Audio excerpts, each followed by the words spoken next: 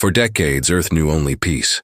We explored our solar system, built magnificent cities in orbit, and even made contact with distant alien civilizations. While great wars raged across the galaxy, humanity remained neutral. We were careful, clever, and perhaps a little lucky. We had learned the hard way that tangling with alien empires was a game we weren't ready to play, so we watched from the sidelines, and our world prospered. Children played under the neon glow of sprawling megacities, and families gazed at the stars from floating gardens suspended in the sky. Our scientists pushed the boundaries of knowledge, discovering new worlds and inventing technologies that made life a dream. Everything was calm, almost too calm. But peace, as we would soon learn, can be a fragile thing, easily shattered. It began with a signal, a faint, strange hum from the darkness beyond Neptune. At first, scientists dismissed it. A comet, a solar storm, just cosmic noise. But the signal repeated, and soon patterns emerged. This was no natural phenomenon. Someone or something was trying to communicate. Dr. Elena Ross, a leading expert in xenolinguistics, stared at her screen, her heart pounding in her chest. The message was broken, fragmented, but its tone was unmistakable. It felt like a warning. The words flickered into existence. Approaching. Earth. Wrong. Target. Who sent it? What did it mean? A cold dread settled over everyone who saw it. This was not a friendly greeting. In the gleaming towers of New Geneva, the United Earth Council convened. Leaders from every nation watched the same eerie blue waves pulsing on the main screen. "Is this a threat?" General Kim demanded, his knuckles white as he gripped the table. "We don't know yet," Dr. Ross replied, her voice steady despite the fear in the room. "But this pattern, it's similar to early communications from known warlike species. I suggest we prepare for the worst." Yet across the planet life went on. In Tokyo, New York, and Cairo, people went about their days, oblivious. Children laughed in parks. The soft hum of hovercars filled the air. Humanity was blissfully unaware that its long peace was about to end. Far out in the void, a silent fleet moved through the darkness. These ships were not human. They were sleek, metallic, like shadows given form. They traveled without a sound, their destination locked. Earth. Something about us had caught their attention, something dangerous. Soon, our satellites picked them up. Strange movements at the edge of the solar system, objects too large, moving too fast to be comets. For the first time in generations, humanity faced a primal fear, an existential threat from the stars, a war that could erase everything we had ever built. Dr. Ross and her team worked tirelessly, piecing together more of the cryptic message. Fragments formed a chilling question, a judgment. Should we destroy or leave? The words were incomplete, but the implication was terrifyingly clear. We were being watched. Our fate was being decided. In orbit, the United Earth Defense Fleet, long a symbol of exploration, was armed for war. Soldiers who had never seen combat drilled for a battle they couldn't imagine. Our survival now rested on quick thinking, courage, and a desperate hope for luck. The calm cities of Earth still slept peacefully, unaware of the shadow stretching over every street, every home, and every heart. Standing on a balcony overlooking the glowing city of New Geneva, Dr. Ross gazed at the brilliant, distant stars. "I hope we're ready," she whispered to the night. "I hope humanity is ready." At that moment, the signal pulsed again, stronger this time. It wasn't just a warning anymore. It was a countdown. Something was coming. Humanity, the clever species that had always found a way to survive, was about to learn that peace is a luxury, not a guarantee. That even a world that stays out of war can be dragged into it. The calm before the storm was over. The first shadow had fallen upon our world, and Earth would never be the same again. First sign of trouble wasn't a declaration of war. It was a ghost on the edge of our radar. Objects moving faster than anything human-made zipped past Mars. At first, military analysts chalked it up to a glitch, a sensor error, wishful thinking. Then, the calls stopped coming. Phobos went dark. Deimos followed. silence from our Martian colonies. That's when the whispers of a glitch turned into a roar of panic across Earth. Cities that had known peace for a generation suddenly trembled with fear. Emergency broadcasts interrupted daily life, urging people to seek shelter, to find their loved ones, to prepare for… what? Nobody knew. High above, in the orbital command station Aegis, Admiral Hassan watched the tactical displays, his face a mask of grim resolve. "They've come for us," he breathed, his voice barely audible over the frantic hum of the bridge. Officers scrambled, launching every reconnaissance drone we had, desperate for a glimpse of the approaching phantom. They didn't have to wait long. Emerging from the immense shadow of Jupiter, they appeared. Ships, colossal, sleek and black as the void, with menacing red light tracing their hulls. They moved with an unnerving, organic precision, their paths impossible to predict. Our most advanced systems couldn't keep up.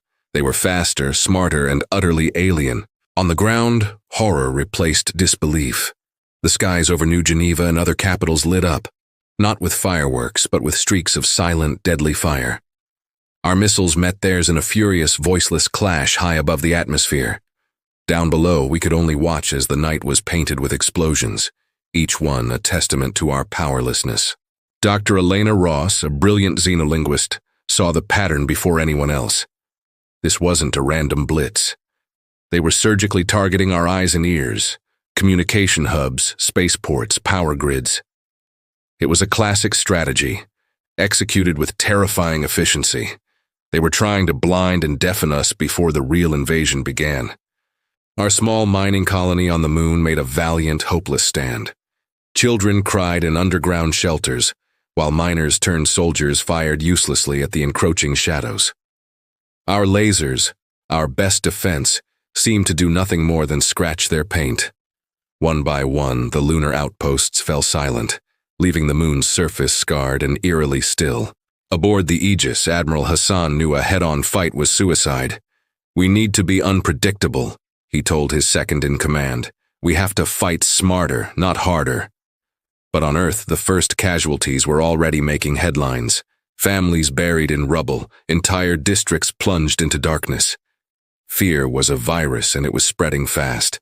Yet, even in the depths of that fear, something incredible sparked. Humanity's spirit. Volunteers organized rescue missions in the ruins. Scientists worked around the clock, trying to adapt our defenses. Pilots, young and brave, trained for missions they knew they might not return from. And then a breakthrough. Dr. Ross, poring over fragmented alien signals, decoded a phrase. "They survive because of fear. They will falter if we strike with courage." It was cryptic, but it was a lifeline. For the first time, we had a clue, a tiny crack in their armor. With newfound hope, we launched a desperate counterattack. Small, agile fighter ships, our best pilots at the controls, darted between the massive alien cruisers like angry hornets. Explosions rocked the upper atmosphere. The shockwaves felt on the ground below. Our victories were fleeting, but they were victories nonetheless. Back on Earth, human ingenuity was in overdrive. Engineers repurposed old communication satellites into makeshift weapons. Civilian hackers reprogrammed drone swarms to feed intel and distract the enemy. It was desperate, it was dangerous, and it was beautifully, stubbornly human. But the aliens adapted. They seemed to anticipate our every move, striking where we were weakest, turning our own tactics against us. As the first day of the war drew to a close, the attack subsided. Not a victory, but a pause, a terrifying glimpse of what was to come. Earth had survived, but we were battered and bleeding. Cities were scarred. Our orbital network was in shambles and thousands were gone. Looking out at the stars, Admiral Hassan knew the enemy was still out there, watching, waiting. "They underestimated us," he said, a cold fire in his eyes. "They think our fear makes us weak. They're about to learn how wrong they are." And across the planet, as we mourned our dead and tended to our wounded, a shared realization took hold. This was not the end. This was the beginning. We had been challenged, and humanity was about to show the galaxy why you should never, ever count us out. The Earth was wounded, but it was far from broken. Our cities lay in ruins, our satellites were shattered, and thousands mourned the dead. Yet we humans possessed something the alien invaders had never counted on: ingenuity, courage, and an unyielding spirit. Admiral Hassan paced the command center of Aegis, his eyes scanning the endless stream of battle reports. "We can't outgun them," he said, his voice a low growl. "Their weapons are stronger, their ships faster, but we can outthink them." Dr. Elena Ross joined him, her face grim but resolute. "We've studied their technology since the first strike. There's a pattern in their attacks. They adapt fast, but they react slower to unpredictable moves. We can use that." Across the planet, a silent, powerful shift was happening. Scientists, engineers, and civilians worked together like never before. Old satellites were converted into makeshift weapons platforms. Drones, once designed for delivering packages, were now armed with experimental plasma weapons. Even children contributed, programming algorithms that predicted alien ship movements with uncanny accuracy. For the first time since the invasion began, humanity wasn't just defending, we were preparing to strike. The first human offensive was nothing short of audacious. A small fleet of modified reconnaissance ships, fast and nimble, flew straight into the heart of the alien formation near Jupiter. Their mission was simple: create chaos and steal their technology. Lieutenant Park gripped the controls of his ship, his heart pounding against his ribs. Every second was a choice between life and death. Alien cruisers surrounded them, their red beams slicing through space like razors. But the human pilots moved like phantoms, dodging, weaving, and striking where the aliens least expected. On board, the crew cheered as they hacked into alien systems. Shields that had seemed invincible suddenly flickered. One by one, our missiles found their targets, and for the first time, the alien fleet hesitated. Meanwhile, back on Earth, Dr. Ross analyzed the stolen alien schematics. "If we adapt their energy systems to our weapons," she explained, "we can level the field. But it's risky. One mistake, and we destroy ourselves." That risk didn't stop us. Engineers worked day and night, modifying energy cannons, plasma rifles, and our planetary defense grids. Civilians volunteered to transport critical supplies and tech. Even when despair threatened to consume us, we pressed on. Then came our first major counterattack. The human fleet, though small, was cunning. They engaged the alien ships near Saturn's rings, using the rings themselves as a weapon. Hiding within dense asteroid clusters, they struck from unexpected angles. Alien ships were damaged, forced to retreat, and for the first time, we tasted victory. But the aliens were clever. They learned fast. Their counterattacks grew deadlier, more precise. Ships that had celebrated victories barely made it back to Earth. Cities still burned. Panic and fear were constant companions. But we did not give up. In the midst of this chaos, ordinary people became heroes. A young engineer named Tessa Lin devised a drone swarm that completely confused alien sensors. Civilians on the ground coordinated signals to warn our orbiting ships of incoming ambushes. We were small, fragile, but united, we became something the galaxy had never seen.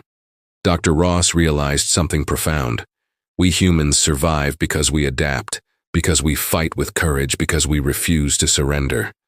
Every loss, every sacrifice only strengthened our spirit. Every small victory proved that even in the darkest moments, hope could shine brighter than any alien weapon.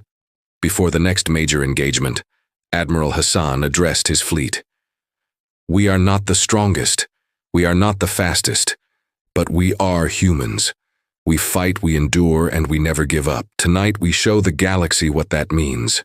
As our ships launched into the cold dark of space, their engines blazing against the black void, every soldier, scientist, and civilian knew one thing: humanity would fight back.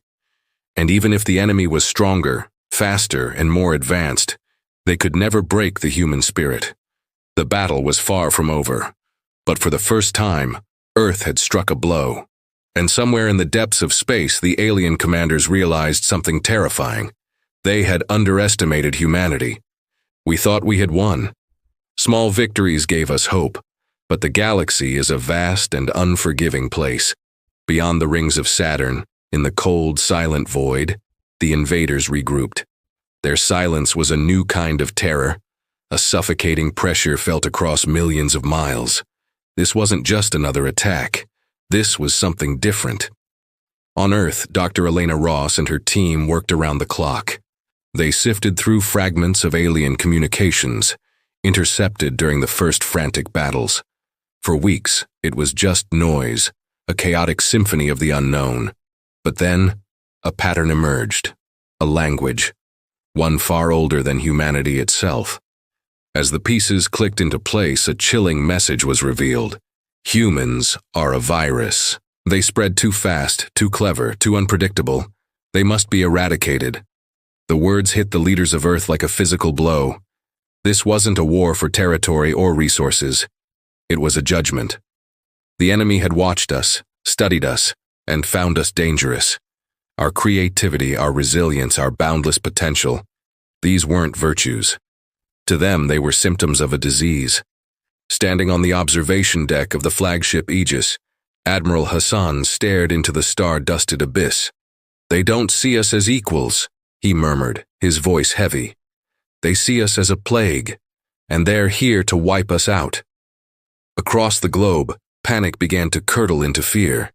But in the face of annihilation, something else rose to the surface, a fierce, unyielding determination. We were small. We were fragile.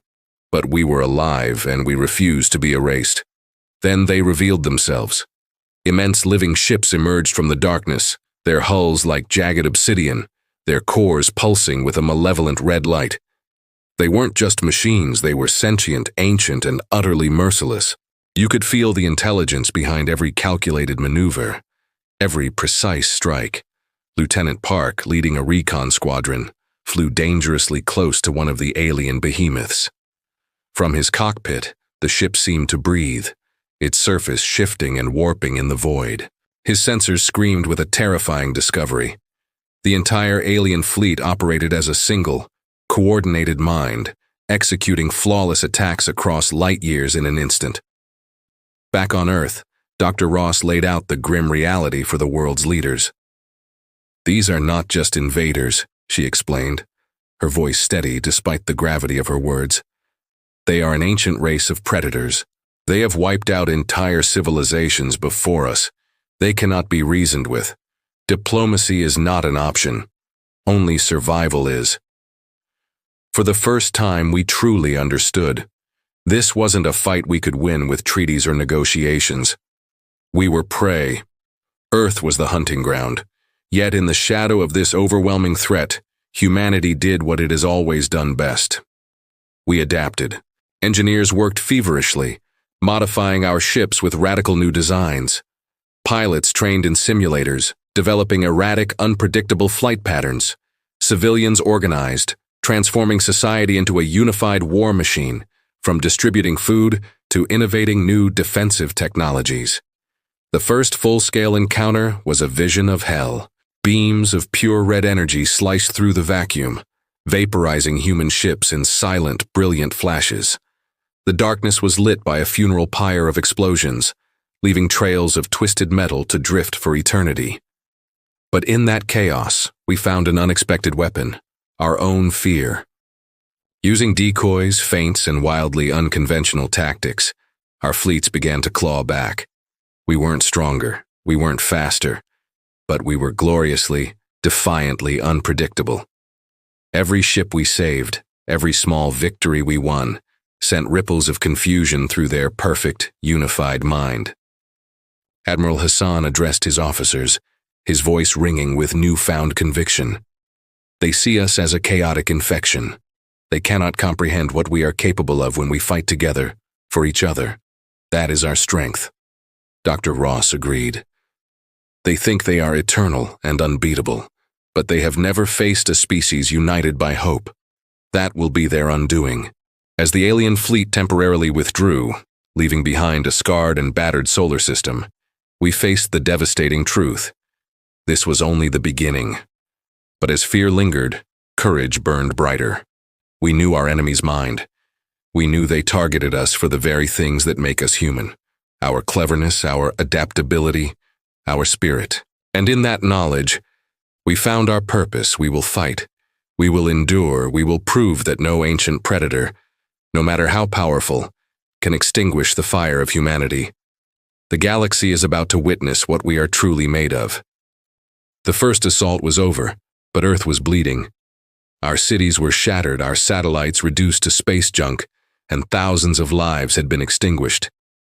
The enemy was everything we feared and more, stronger, faster, and horrifyingly intelligent. With every clash, our forces dwindled, but surrender?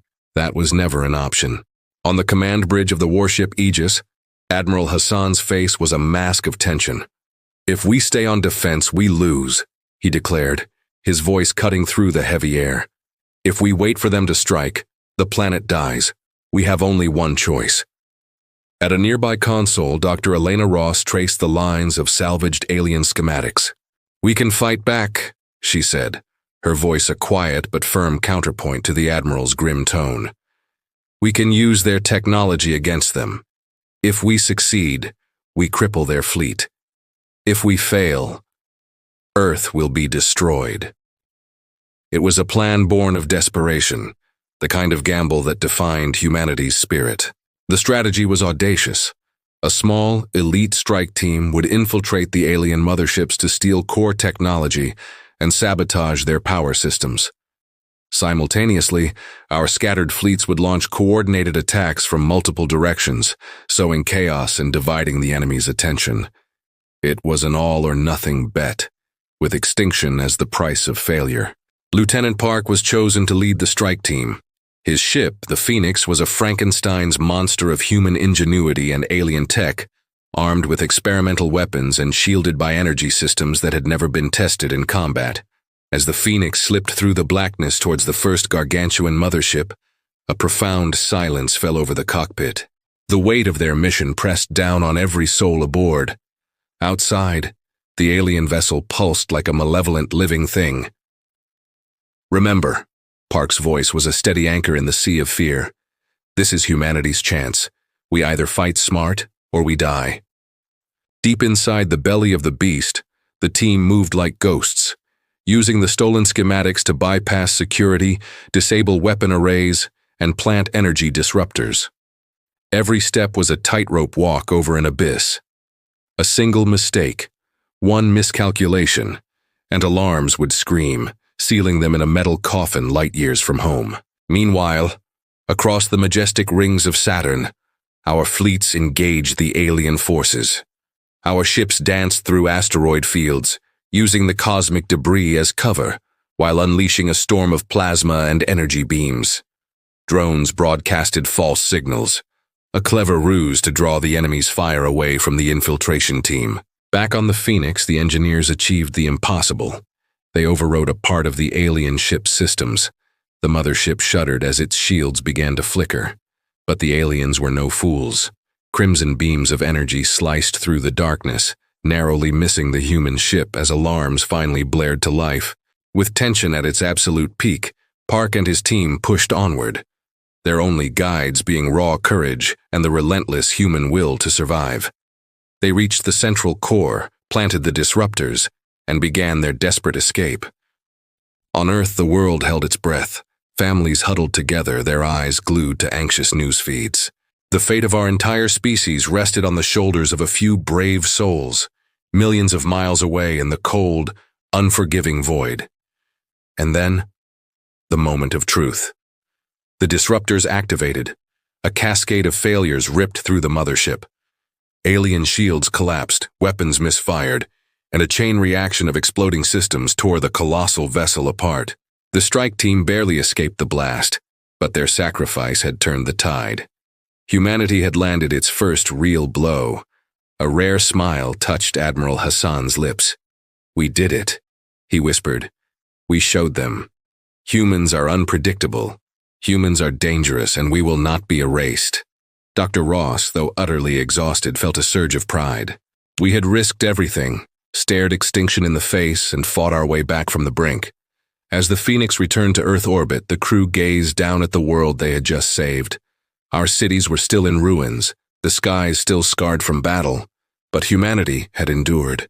We had proven that even in our darkest hour, we could unite, innovate, and fight back. Somewhere in the deep void, alien commanders analyzed their stunning defeat. They were beginning to understand. Humans weren't just a fragile, primitive species. We were clever, adaptive, and fearless. And for the very first time, the enemy felt a flicker of doubt. The war was far from over, but humanity had gambled everything and won the right to fight another day. The Gambit had worked.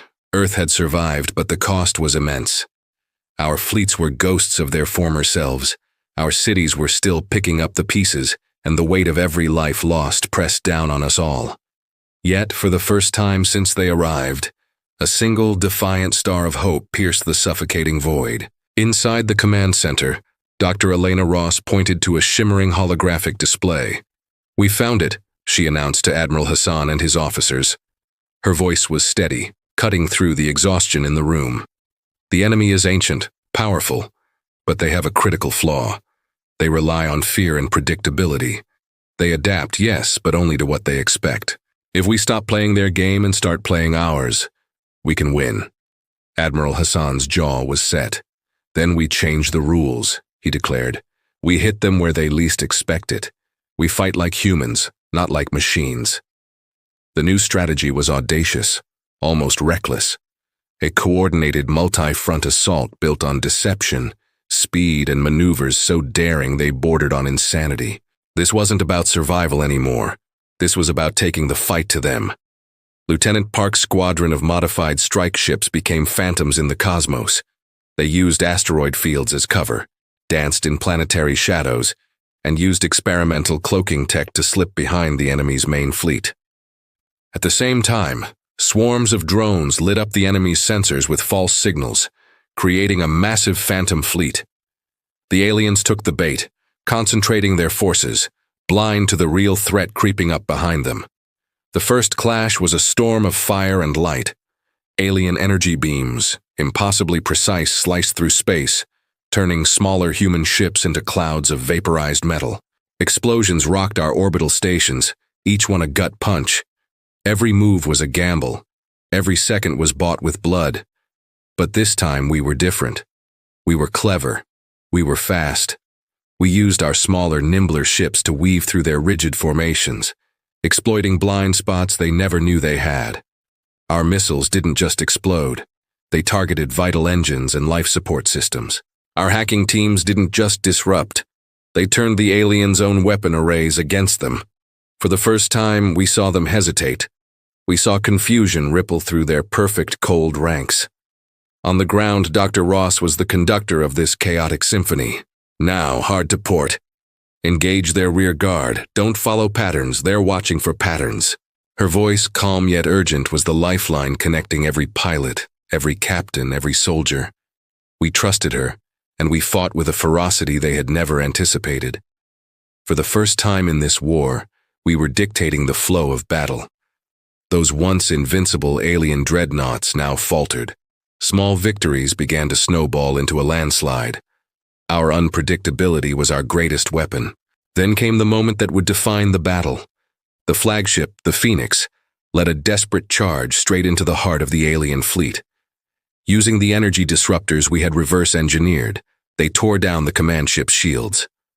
One by one, alien vessels sputtered, their weapons misfired, and then, impossibly, they began to retreat. Admiral Hassan's voice boomed across every comm channel. "This is it. Keep pushing. Show them what humanity is made of."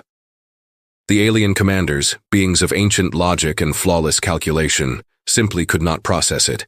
Their intelligence, which had predicted our every move, was failing. They couldn't anticipate a species that fought without logical fear, without predictable limits.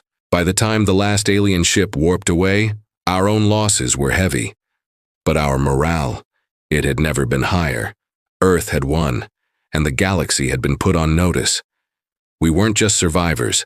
We were formidable. We were adaptable. We were fearless. Looking out at the stars, an exhausted but triumphant Dr. Ross whispered, "They underestimated us. They thought fear would be our master. But for humans, fear only makes us stronger." Admiral Hassan stood beside her, his gaze fixed on the retreating enemy. "This is only the beginning," he said. "But now, the tide is ours." Across Earth, cautious celebrations began. The ruins remained and the grief was still raw, but hope was no longer a flicker. It was a beacon.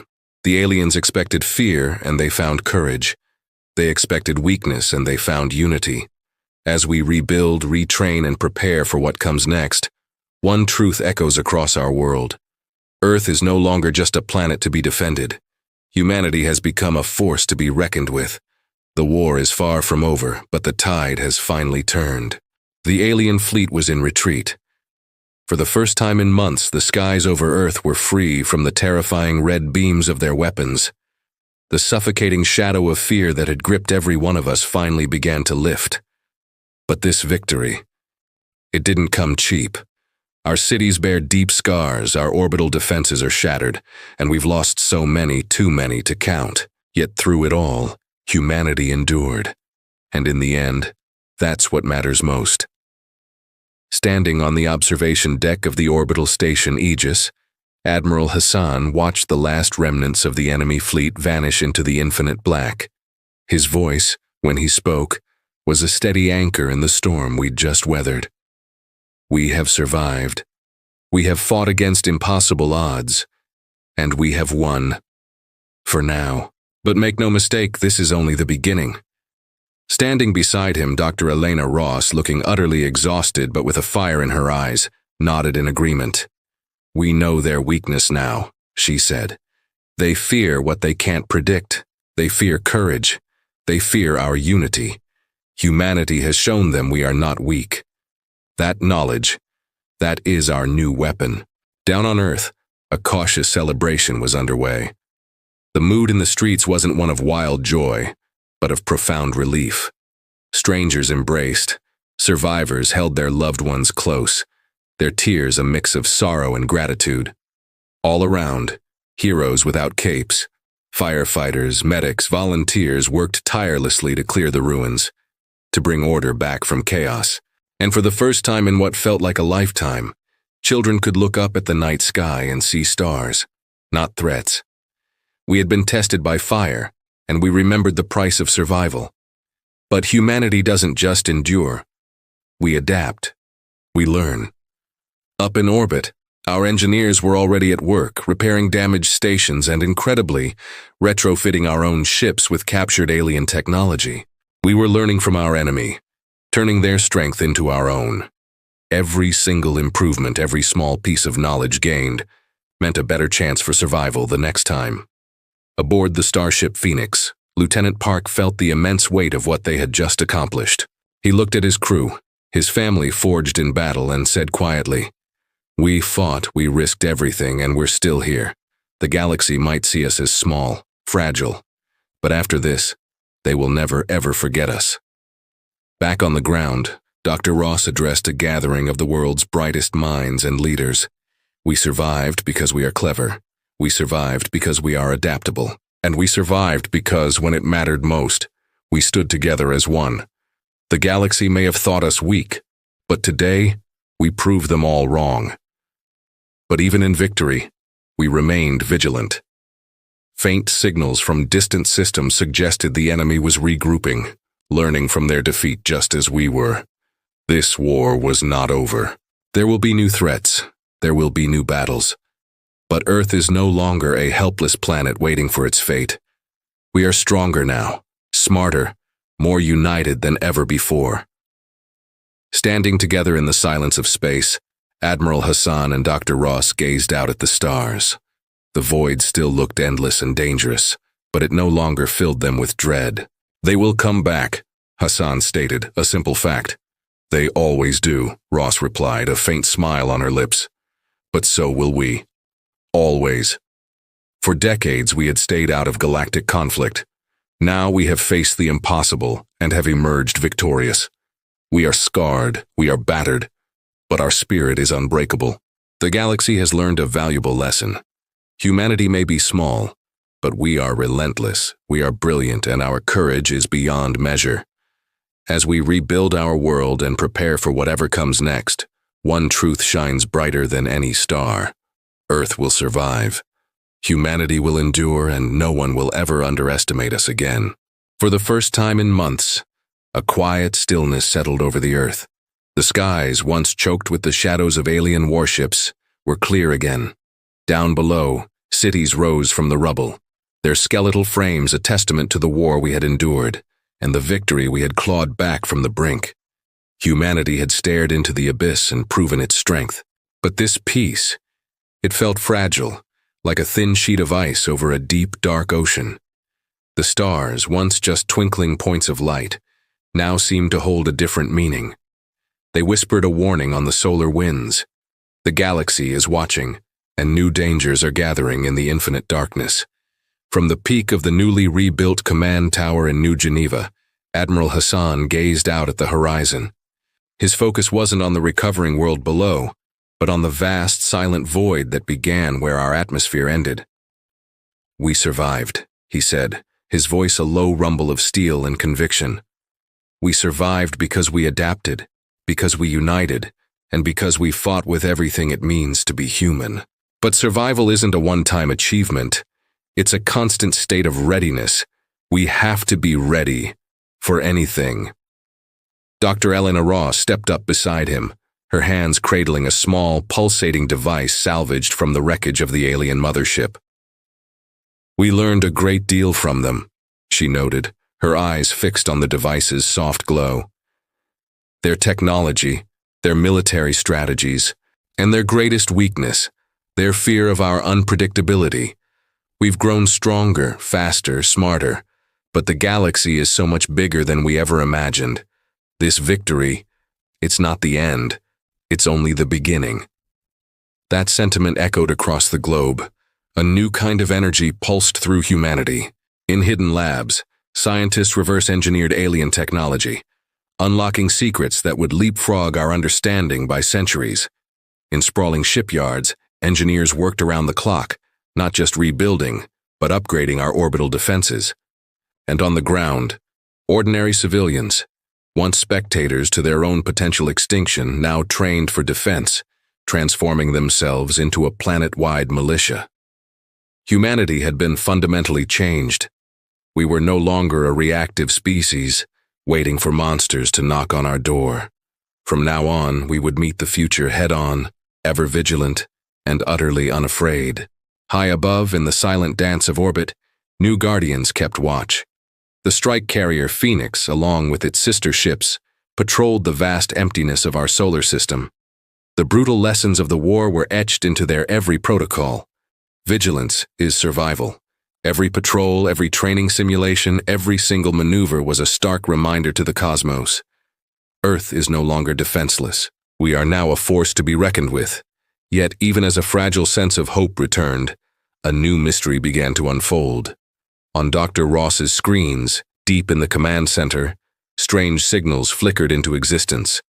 They were faint, encrypted, and pulsing from the farthest reaches of the galaxy, far beyond the known retreat path of the first invaders. Someone, or something, was out there. And they had noticed us. A chill traced its way down Elena's spine as she stared at the cascading data. "They're coming," she whispered, the words hanging heavy in the air. But fear was now just a catalyst, a spark for a fire that had been forged in the crucible of war. She straightened her back, her voice firm.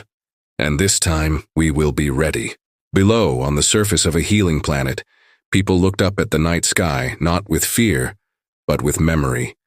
The memory of battles won, of sacrifices made. They had faced total annihilation and had emerged, battered but unbroken. They had proven that courage, ingenuity, and unity could overcome any odd, any threat. And though the galaxy remained vast, dangerous, and filled with enemies yet to be seen, humanity's collective resolve had never been stronger. Earth was no longer just a planet. It was a symbol of defiance, a beacon of what we could achieve when pushed to the edge. As the first rays of dawn spilled over the rising cities, Admiral Hassan and Dr. Ross stood together, watching the light reclaim the world. The future was a question mark, and the threats were many. But humanity had learned a vital, unshakable truth. No matter how dark the void, we will rise. No matter how powerful the enemy, we will endure. And no matter what challenges await in the silent darkness between the stars, Earth and its people would never, ever back down. The galaxy had seen our strength. And somewhere, out there, new eyes were watching, calculating, and waiting. The war may have paused, but the story of humanity was just getting started. Thank you so much for joining us on this journey. If you enjoyed this story and want to see what happens next, don't forget to hit that like button, subscribe to the channel, and ring the bell so you never miss an update.